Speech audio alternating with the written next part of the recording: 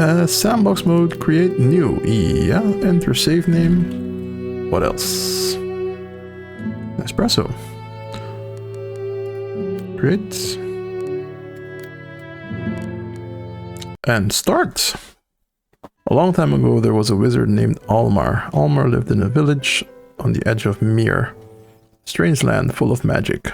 Almar protected the village from the dark force that lived in Mir and would often travel into the depths of Mir to learn its secrets.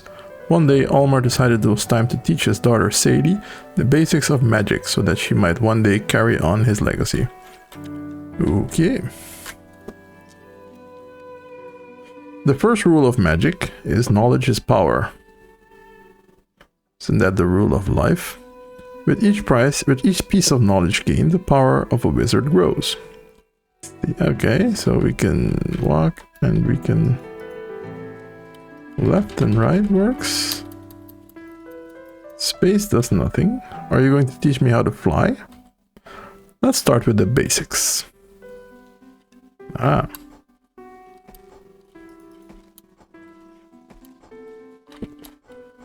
I do like the pixels. Oh, we have double jump. Oh, now the controller works as well. Oh, but it's twin stick. Or is it? Let's continue. And double jump, yes. Oh, crap. Did I just clip through that thing? Oh no, I just fell off of it. Plain and simple.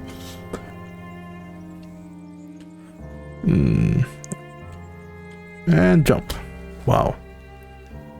Press Control to heal. You have a limited number of flasks. Restore flasks while resting. Gotcha. Control heal works. Orbs. All mages wear excuse me. All mages wear a magic infused orb around their neck. In spells, it's referred to as self. Okay. Do I need to jump up here now? Yeah, I think so. This jumping will be better with controller, I think, yeah. Basic spell casting. Open your spellbook and click Create New to start a new spell. Really? How do you open your spellbook? Oh. New? Yeah. The language of magic is known as Arcane Assembly. I know a language called Assembly from a long time ago, but I don't think... No. Sorcery is about manipulating fragments of magical energy known as orbs using magic. Okay.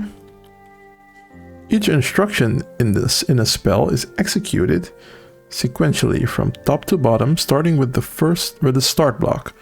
The most basic operation in the language is creating an orb and setting a variable to it. Each spell comes with a built-in variable called self.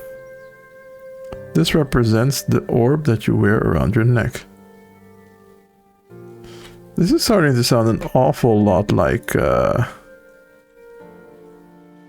programming. There's also a reference, it's called self. But okay, let's see where it goes. Each spell comes with a built-in variable called self. This represents the orb that you wear around your neck. Yes. Variables, self. Okay. To declare a variable, go into the control section. This is programming, dudes. Definitely. Drag the declare block from the toolbox under the start block. Yep. Now go to the power section and drag the spawn orb block to the value argument of the declare block. Okay. If you go into the variable section, you can now see the variable you declared.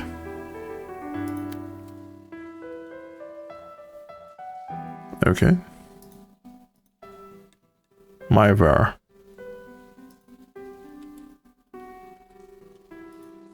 Ah. You really want to call it orb? Okay, we'll call it orb. Orb it is. Finally, give the spell a name and icon, then close the spellbook. Spell name, XC orb. I suck at naming. And an icon. Wow. I like the Ankh.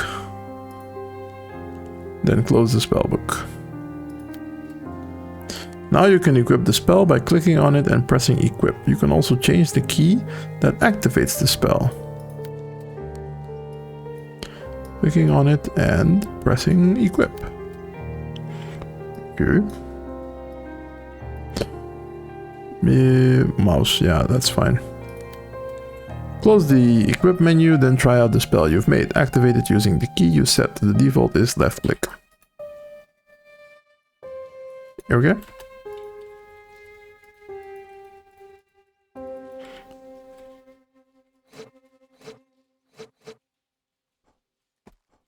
You've made a spell which spawns an orb and stores it in a variable. Let's make it more useful. Click on your spellbook again, click on the spell, and then click the edit button to edit.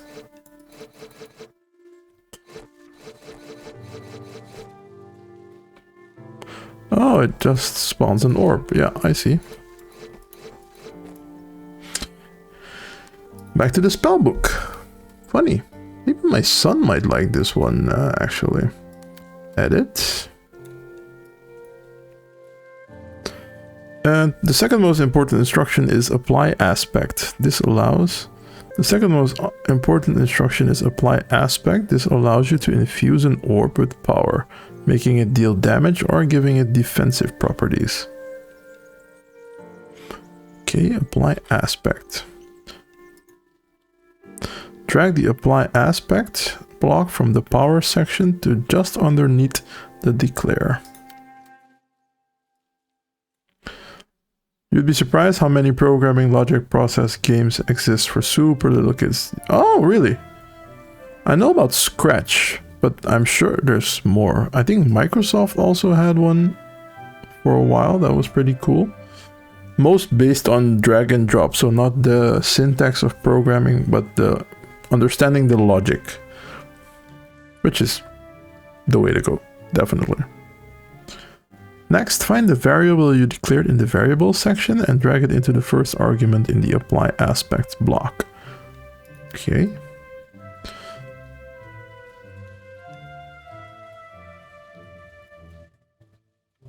Now you have to choose which aspect you want to apply to the orb. For now, try enchant. Drag the enchant block into the second argument.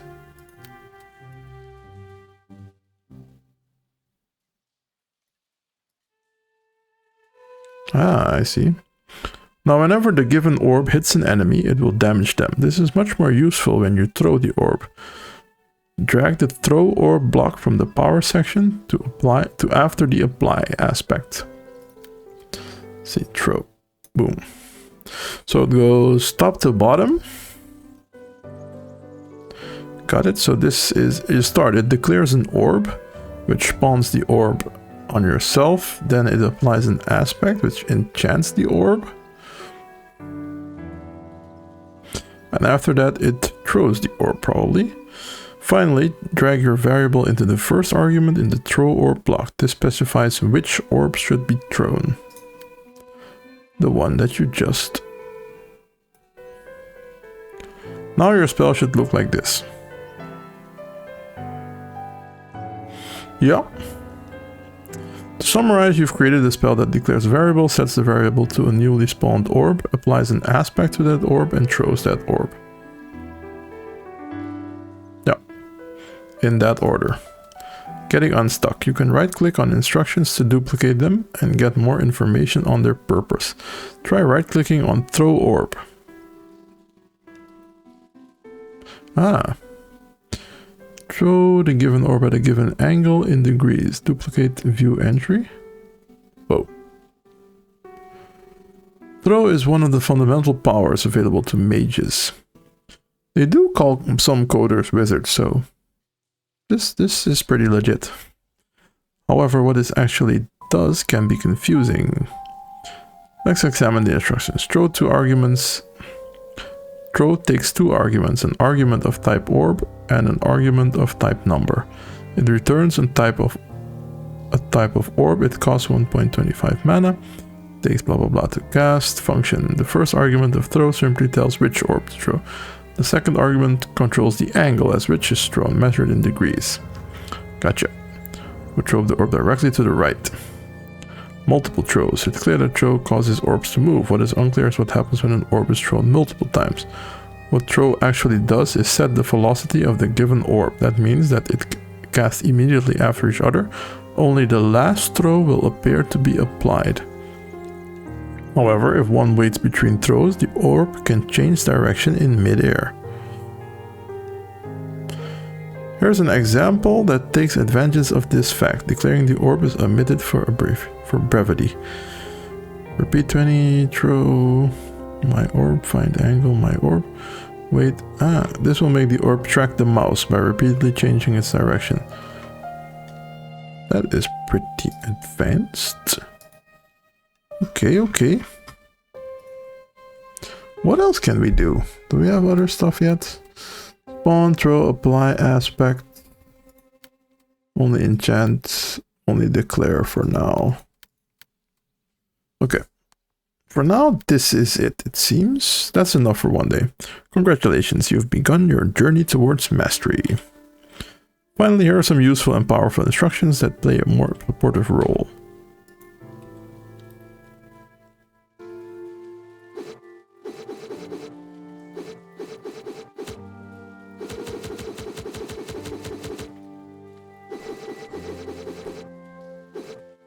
The orb does work better now.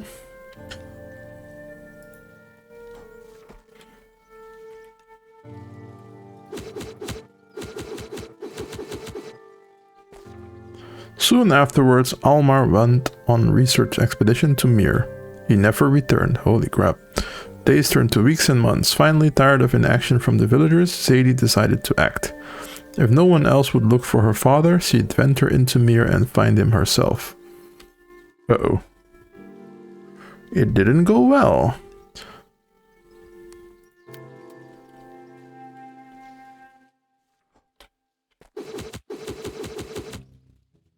At least my mana recharges quickly.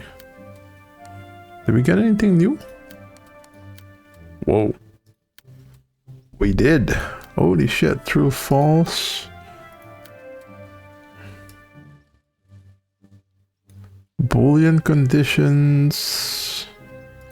Senses. Speak. Math. Logic. Larger than list. Nice. This aspect represents magic. Enchanted orbs are longest lasting. Did we get other aspects? No, that not. Throw and spawn. Okay. Okay, we got some stuff, but nothing really useful yet, it seems. Press E to rest. Oh, we rest on a bench. Cool. I hope that saves it.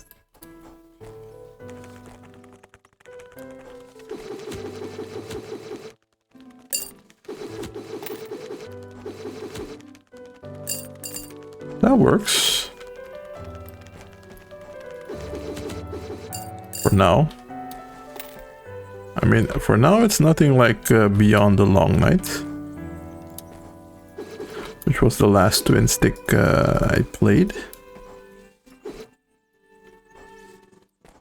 Ah! Those are spikes.